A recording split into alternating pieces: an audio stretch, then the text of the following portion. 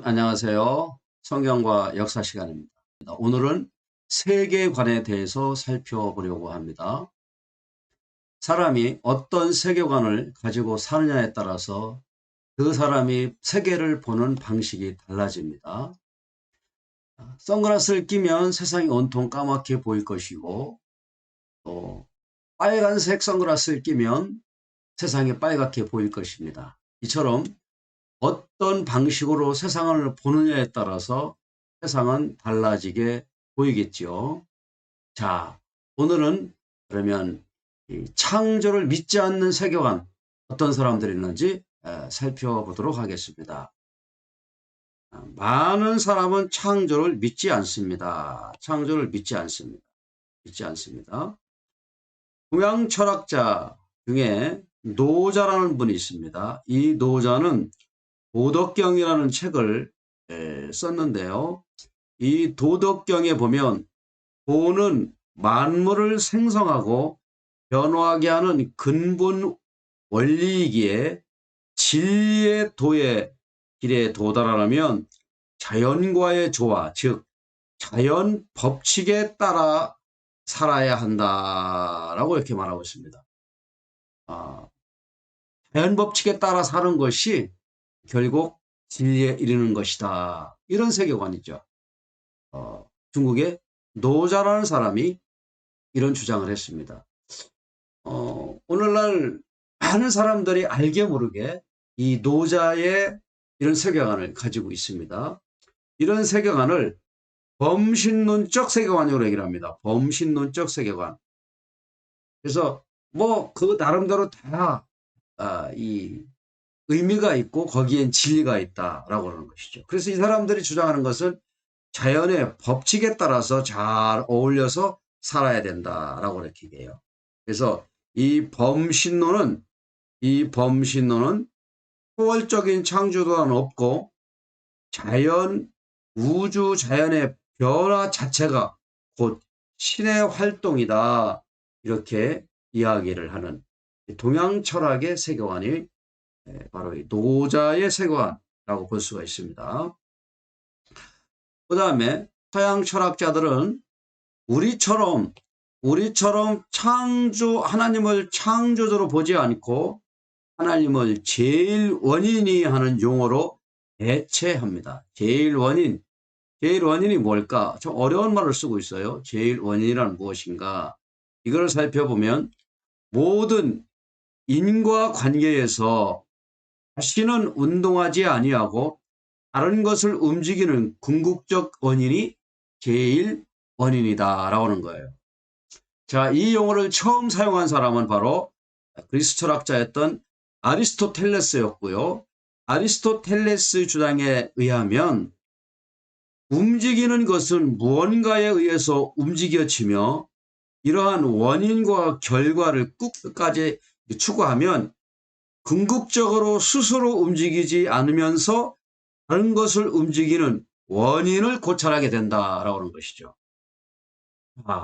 결국 이 세상에는 어떤 것을 움직이게 하는 그 원인이 있을 것이다. 그게 뭔지 잘 모르지만 계속 그것을 찾아보면 궁극적으로 어떤 원인이 있다라고 하는 것이죠. 이걸 갖다가 제일 원인이라 그러는 거예요. 이 사람들은 우리가 믿는 야훼 하나님, 여호와 하나님을 창조주로 보진 않습니다. 자, 그러면 이제 동양 철학, 서양 철학 보았고요. 과학자들은 그럼 어떻게 보는 건가? 과학자들은 원물질이 스스로 존재해서 빅뱅이 일어났다고 합니다. 여기서 중요한 것은 뭐예요? 스스로 존재해서 스스로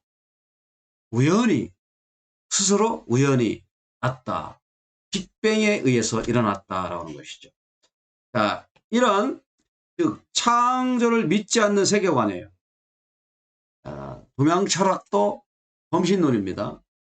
자연과 잘 어울려 사는 것이, 자연에 합하여 사는 것이 진리에 도달하는 것이다. 서양 철학은 제일 원인이 있다. 어떤 것을 움직이게 하면 이 창조라고 하는 것도 뭐 거기에는 반드시 어떤 원인이 있을 것이다 라고 하면서 그 자신을 운동하지 아니하고 다른 것을 움직이는 궁극적인 원인이 있을 것이다. 그래서 그것이 결국 이 세상을 전체 움직이는 것이다. 할 듯 말 듯하는 이런 말을 하고, 학자들은 아예 그런 것도 없고 동양 철학이나 서양 철학이나 그런 어떤 것이 없고 물질 스스로가 존재하게 됐다. 빅뱅을 통하여 물질이 스스로 존재하게 되었다. 우연히 이렇게 생기게 되었다라고 하는 것입니다. 자, 좋습니다. 동양 철학, 서양 철학, 과학자들 다 좋습니다. 이 사람들이 어느 세계관을 선택하는지 간에 그 안에 많은 부속 개념을 만들어내게 되어 있죠. 그래서 동양 철학 안에 많은 개념들, 서양 철학 안에도 많은 개념들, 과학자들도 그 자기들이 주장하는 근거들을 많이 대고 있습니다. 자, 그러면 우리는 창조론을 믿지 않습니까? 한번 그러면 생각해 보겠어요. 창세기 1장을 읽어보면 우주의 기원뿐만 아니라 인격, 영혼, 정신, 언어, 가정, 역사, 사회, 사랑 등 소위 인간의 형이상학적인 이 실존을 그럼 어떻게 설명할 것인가? 인격, 사람에게 인격이 있죠. 사람에게는 영혼이 있고 정신이 있고 눈에는 보이지 않지만 이러한 사람 내면에 갖고 있는 이런 것들이 있어요. 근데 동양 철학으로 자연 속에서 우연히 살다 보니까 이렇게 나왔다. 서양 철학으로 과학자들의 논리로 이런 것들을 설명할 수가 있겠는가라고 하는 것이죠.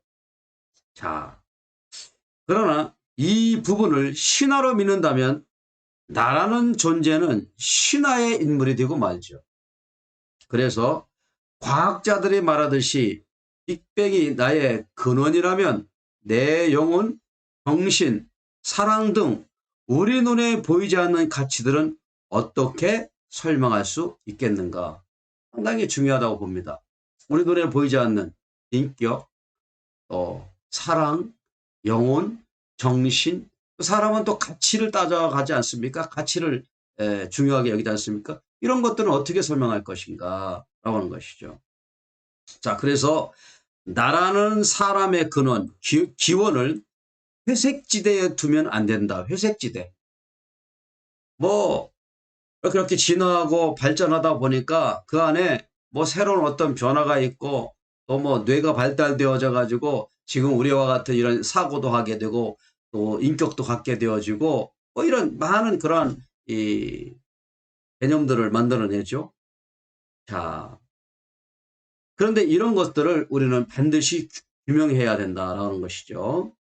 사람의 기원 문제는 풀어도 되고 안 풀어도 되는 문제가 아니다. 반드시 규명해야 하는 문제다라고 하는 겁니다. 그래야 우리가 나는 누구인지 나의 존재가 무엇인지 알 수가 있겠죠. 여러분, 동양 철학, 서양 철학, 과학자들이 말하는 세계관을 가지고 있으면 나라는 존재가 무엇일까? 나는 어디서부터 와서 어디로 갈 것인가? 나의 인생의 목적은 무엇인가? 말할 수 있습니까?